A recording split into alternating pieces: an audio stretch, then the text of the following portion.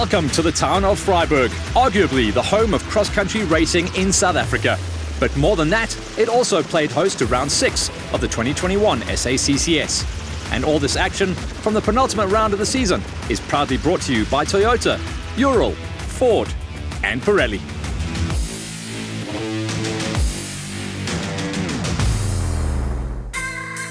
Most cross-country enthusiasts recognise the area around the northwest town of Vryburg as the birthplace of the sport in South Africa. And on the weekend of the 29th and 30th of October, the town played host to round 6 of the 2021 South African cross-country series. One would have been forgiven for expecting fewer competitors, considering that the season was winding down. But this was far from the truth, as around 40 crews took the starters' orders from a jam-packed DSP at the Vryburg Motor Club. But before we get tucked into the action from Vryburg, let's take a quick look at the standings to date. Remember, we've had 5 rounds in the season so far, and with only 2 rounds to go, there was a lot on the line for many of the competitors. One man who could take his foot off the proverbial throttle, however, was Lance Trathui. The big man had wrapped up the Class A title with 2 rounds to spare. Tim Howes was in second place, and Clint Gibson completed the provisional championship podium. The Class P championship now featured 4 drivers, with Keith McInerney the latest to join the fray. Daniel Retief, however, still topped the standings. In Class G, the Lanis had built up a handy lead over Dean Bradbury in second, with Kent Rutherford a further 3 points back. Theoretically, a strong result in Vryburg would seal the deal for the Lanis. Over in the production category, the Class T battle saw local lad Malcolm Cock topping the charts, with Ford NWM teammate Force Prinsloo 27 behind. Christo Rose was having a fantastic season and found himself in 3rd place, while exactly the opposite was true for the defending champions. Johan Horn had slipped to 4th in the standings, and nothing short of a miracle could resurrect their season. Finally, the big boys up front in the Class FIA Monsters had Toyota Gazoo SA Racing's Henk Latergan holding a slender lead of only 2 points over Ford's Lance Woolridge. Brian Baragwanath was in 3rd and still within striking distance, whilst Toyota driver Chris Visser found himself in 4th place. Gareth Woolridge in the 2nd Class FIA Ford rounded out the top 5.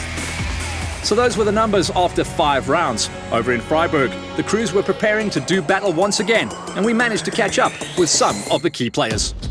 Toyota Gazoo Racing SA's Henk Latergan is the defending Class FIA and overall champion. But with just 2 points separating him from his nearest rival, a clean run in Vryburg was imperative.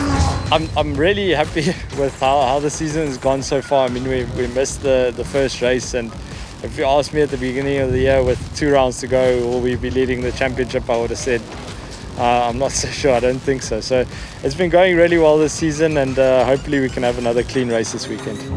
At the same time, Castrol Ford driver Lance Woolridge found himself within sniffing distance of the title, and he knew exactly what he had to do at round 6.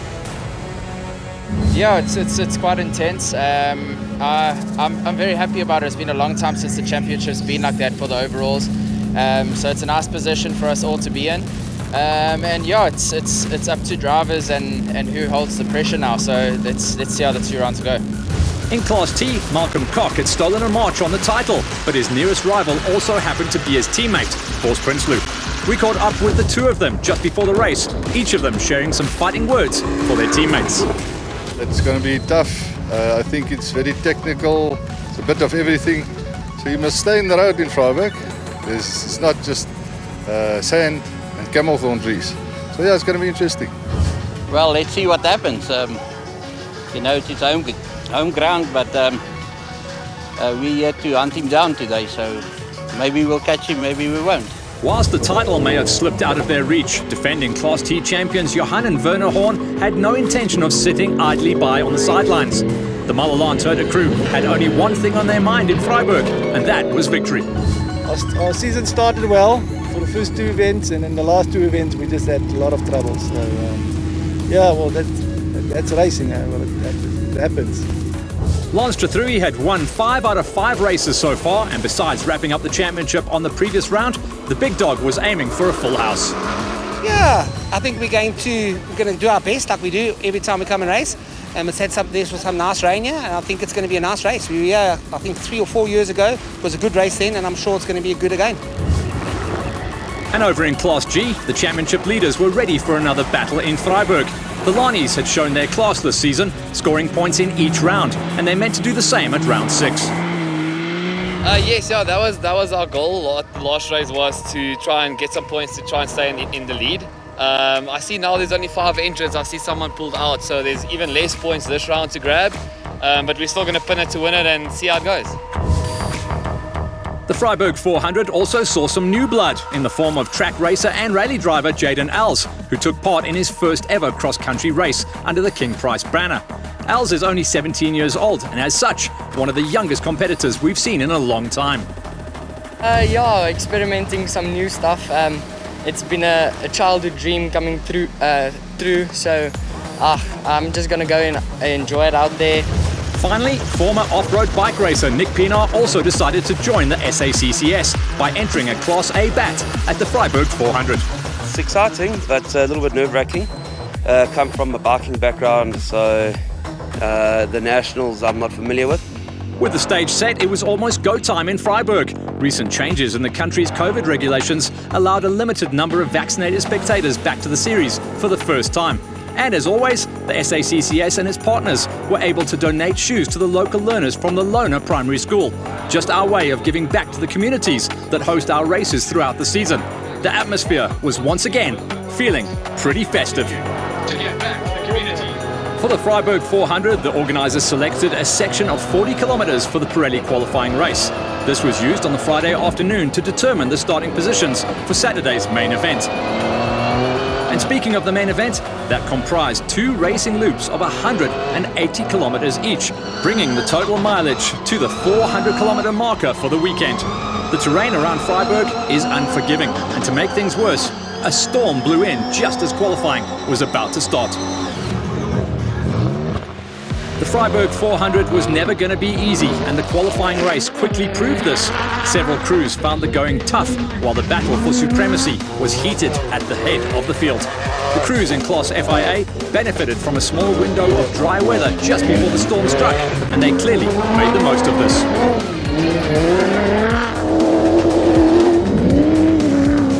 Ernst Roberts and Henry Kerner had their maiden outing in their new Century CR6 at the previous round.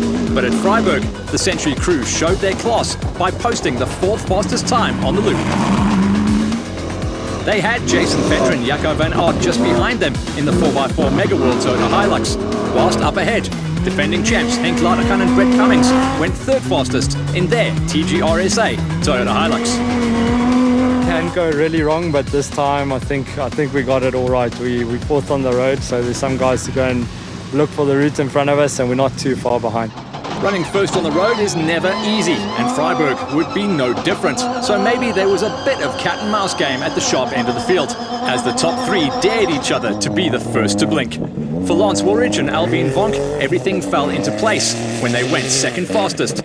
Fast, but not too fast. Henk's right behind us, I think only 9 seconds. So it's going to be difficult to gauge a pace with him coming from behind.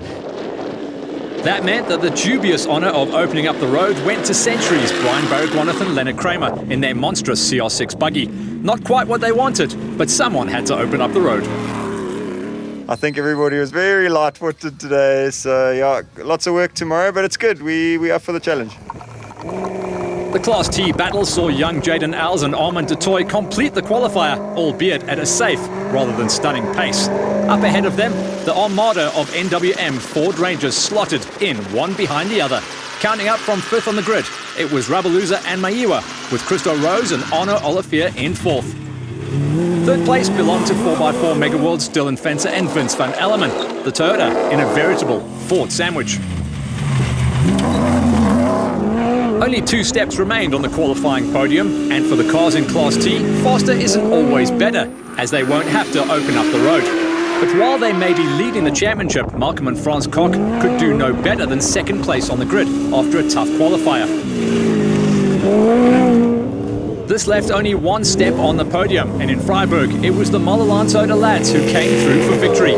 They put 36 seconds between themselves and the Kochs, giving the Horn brothers the hope that their Gifpeil, as the car is also known, might go the distance in Vryburg. Had a good run. Werner was excellent with the navigation.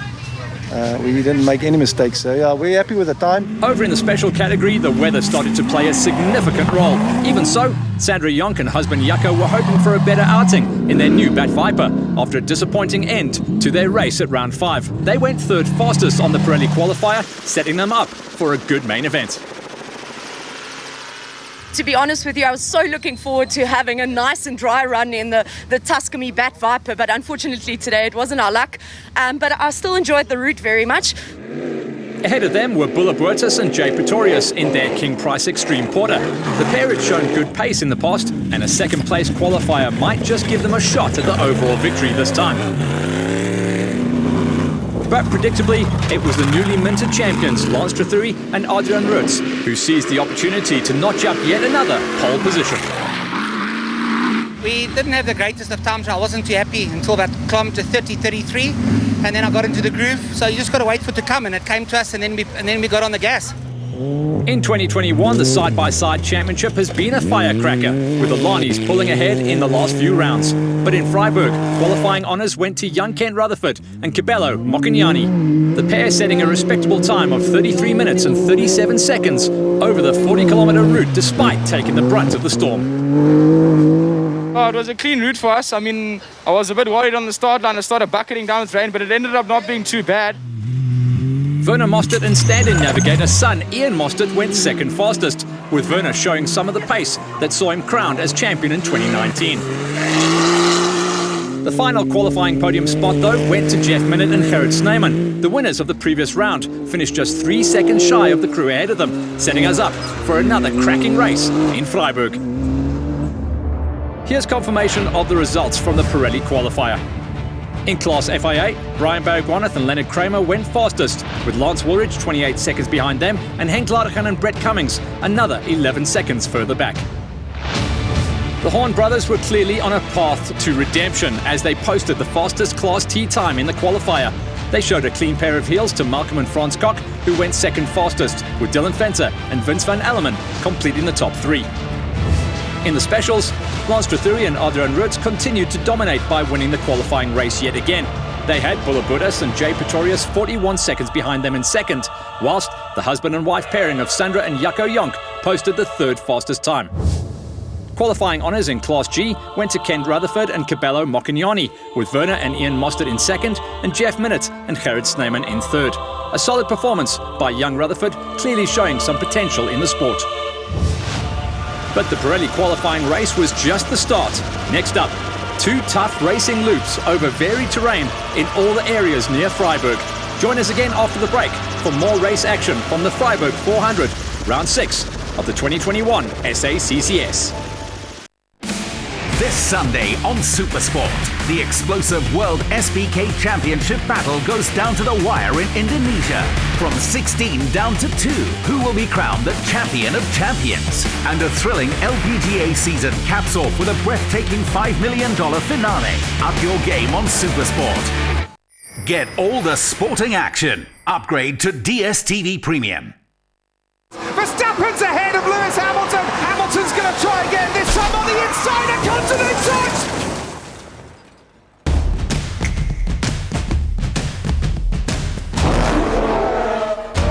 A case of what if, all in one moment. I am hungry for more action like this.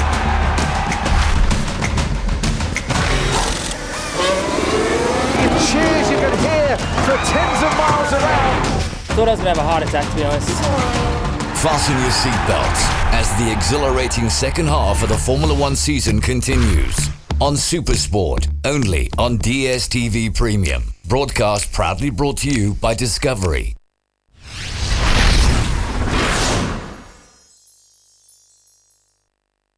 This week in the United Rugby Championship. Yes, it is a try. And it's a score.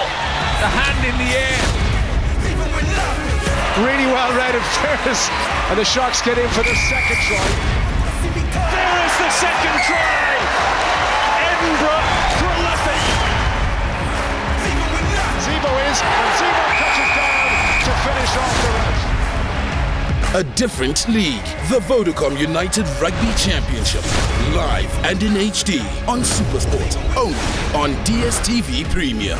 Wear a mask and stay safe. Further together. Vodacom. Welcome back to the town of Vryburg and round 6 of the 2021 SACCS. While the Friday of the race weekend was punctuated by a massive storm that ripped through the DSP late in the afternoon, the new day brought clear skies and warmer weather. Perfect for a tough day of cross-country racing. On the menu, 2 race loops of 180 kilometers each, with the first kicking off at precisely 8 a.m.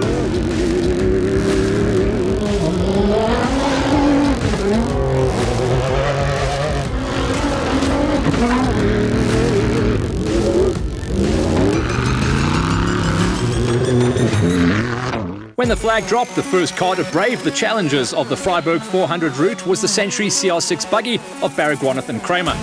The pair faced the daunting task of opening up the route and knew from the get-go that this would count against them. Next into battle was the Castrol Ford Ranger of Lance Woolridge and Alvin Vonk. They had one pair of tracks to follow on the route, but still faced a stern challenge from second on the road. They were followed 2 minutes later by defending champions Henk Latergan and Brett Cummings in their TGRSA Toyota Hilux. Ernst Roberts and Henry Kerner were next into the fray in their Century Racing CR6 buggy, with Jason Fenter and Jacco van Aert the next to take the starter's orders. With the race well and truly underway, all eyes turned to the timing sheets that came through as the day progressed. It was quickly clear that Baragwanath's road position was counting against him, and he lost the virtual lead of the race to Latergan before the first split timing point of the loop. Good puncture, yeah, towards the end, just on a straight road. Something, rock that got flicked up from the front, hit the rear. By the time the dust settled over the first race loop, the Class FIA landscape had changed somewhat. Baragwanath was now fourth, holding a slender lead of 6 seconds over Visser and Fenter, who had clearly put the hammer down after a disappointing puncture in their qualifier. But the top 3 after loop number 1 had 2 Ford Racing Rangers and 1 Toyota Hilux trading blows. Gareth Woolridge and Boyd Dreyer were the third fastest of the trio, but they were only 3 seconds behind the car in front. Second place after loop 1 belonged to the other Woolridge, partnered with Alvin Vonk. Lance had gone even faster than his brother, despite being second on the road. As a result, he trailed the leader by 1 minute and 52 seconds. We said last night we think it's going to be quite fast after the prologue.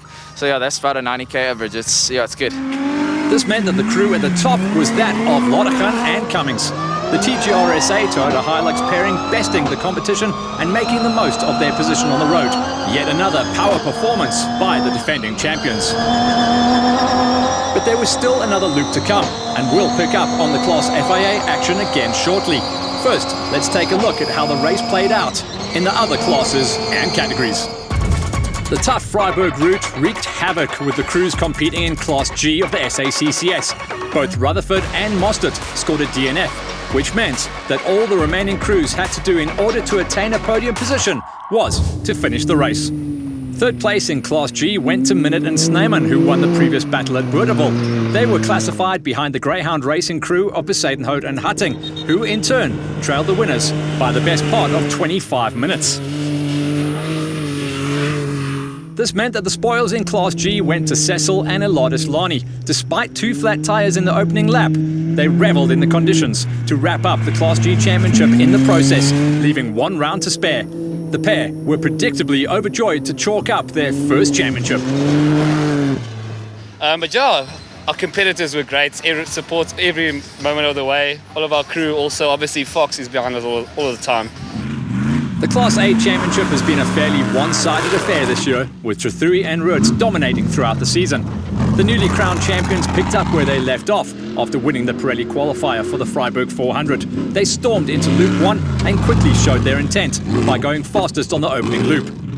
But then Lady Luck intervened, and their car developed a fuel pressure problem. They were forced to stop, relinquishing their lead as a result, but still recorded a second-place finish.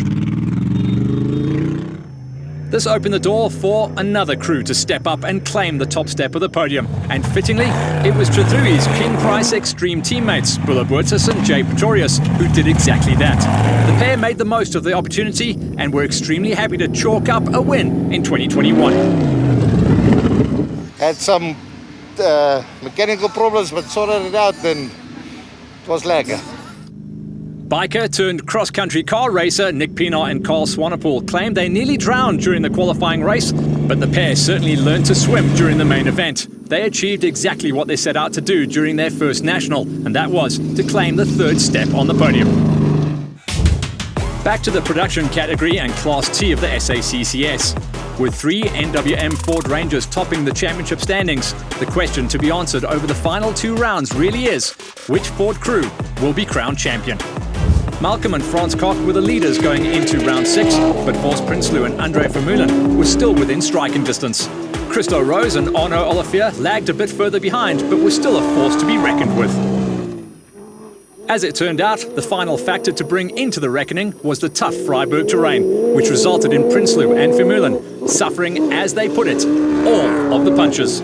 2 punches in loop number 1, a setup change midway through loop number 2, plus 2 more punches towards the end of the race put them down in 5th place. Ahead of them, teammates Rabaluza and Mayua recorded a good result by placing 4th, despite facing their own challenges. In the end, they beat Prinsloo and Vermeulen by 5 minutes and 10 seconds. This left only the podium positions, and 3rd place in Vryburg went to the Vryburgers, Rose and Olivier, also in a Ford Ranger.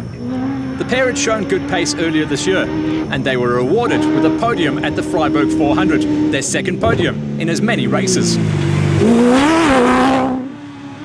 For Malcolm Koch, a win in Vryburg would have put him out of reach for his competition, but this time Lady Luck smiled on someone else. The father and son pairing suffered a flat on loop number 1 and another in the early part of loop 2. He also pointed out that this was probably the toughest route he could remember entering in his hometown of Vryburg. Not that seemed to hold back the Horn brothers though. The Malalantoda crew had a clean run through loop number 1 and suffered only a single puncher on loop number 2. This they changed without problems and kept their noses clean to bring the Gifpijl home in 1st place. As they said earlier, they may not win the title, but winning always looks better than not winning. We had a good day today. Car was excellent, Vanna was excellent with the navigation. So yeah, we're happy to be back on the podium. This leaves only the conclusion of the Class FIA race. When we left off, Lottechan and Cummings had built up a handy lead over Woolridge and Vonk, with the younger Woolridge in 3rd place. But the second loop meant that Baragwanath wouldn't have to open the road, and despite a run-in with some wildlife, the CR6 driver went nearly 9 minutes faster on the second racing loop. This was good enough to move him onto the podium, but the 3rd spot wasn't what he needed in terms of the championship. 5th place belonged to Shamir Variawa and Donnie Stassen. The TGRSA crew suffered a puncher on loop number 1 and a second one just 9 kilometers from the finish. They'd picked up a lot of pace during the second loop though, and elected to drive to the finish with the flat. Gareth Woolridge and Boyd Dreyer drove a steady race to take 4th despite suffering with traffic during the opening loop. They pushed quite hard during the second racing loop though, suffering 1 puncher, and they lost some more time after bending the jack whilst changing that wheel. Still, a solid result in a highly competitive race. But the battle for victory was one for the history books. Blue versus red, Ford versus Toyota. After loop 1, it seemed as if Lottechan and Cummings might run away with the race, but Woolridge and Vonk had different ideas. The Ford Ranger crew pulled out all the stops and found themselves right on the Toyota's tailpipes. A gargantuan battle ensued, with the 2 top crews trading blows. The Ford crew hit a gate post. The Toyota crew suffered a puncher. Woolridge passed Lottechan just for Lottechan to pass him right back again. It was a nail-biting bout with no obvious winner. But when the dust settled and the times were tallied, it was Lottechan and Cummings who came out on top. Their winning margin? All of 4 seconds, and that after 400 kilometers of tough racing. 4 seconds is a little too close for comfort, but really happy to cross the line first. As for Woolridge and Vonk, they had no choice but to settle for 2nd place. And even though the score sheets won't show just how close the finish was in years to come, the fight was a highlight for Woolridge, and one he'll be sure to remember. Had a really nice race between myself and Henk. You know, we both kept it clean and gave each other space and moved over for each other. So I mean, I really had fun. Probably the most enjoyable race I've had so far in my career. Oh, and one more thing. As at the previous 2 rounds, TGRSA's Janelle de Villiers and Dennis Murphy received special dispensation from the SACCS to continue testing the new Class T1 Plus prototype for Dakar. The car isn't eligible to score points in the SACCS, so the pair had to give up their own title aspirations. Even so, the car performed extremely well in qualifying, posting the second fastest time of the day. In the main event, they suffered 2 punches and were hamstrung when they tested a new suspension setup going into loop number 2. All in all, the team gained valuable data for their Dakar assault, showing once again how important the SACCS is for South Africans wanting to compete at the very highest level of the sport. Here's confirmation of the final results for the Vryburg 400. Class G saw Cecil and Eladis Lani back on the top step of the podium, with Basil Besadenhout and Rikus Hutting in second, and the final podium spot going to Jeff Minnaert and Gerrit Snyman. In Class A, debutant Nick Pienaar and co-driver Carl Swanepoel recorded a podium position on their first national outing, a great result. Second place belonged to Lance Trethuri and Adrian Roots, the new champions missing out on a win for the first time in ages. This meant that it was Bula Boertes and Jay Pretorius who stood victorious on the top step of the Vryburg podium. The Horn brothers clearly showed why they'd notched up multiple championships in the past, with an emphatic victory at Vryburg. Malcolm and Frans Koch came home in second place to keep their championship hopes alive, with Christo Rose and Arno Olivier taking third. And in the top flight Class FIA battle, it was Brian Baragwanath and Leonard Kramer who pegged third place. But the battle for supremacy was really a 2-horse race between Lance Woolridge and Henk Ladergan, with Ladergan and Cummings coming off best by the tune of 4 seconds after 400 kilometers of racing. And that's it for the Vryburg 400. Next up is round number 7, the final in Parijs, the Parijs 400, which will follow a sprint format with qualifying and the main race both taking place on November the 20th in the sleepy Free State town of Parijs. We'll see you there. Thanks for joining us at the Vryburg 400, round 6 of the 2021 South African Cross Country Racing Series. All the action from the penultimate round of the season was proudly brought to you by Toyota, Ural, Ford and Pirelli.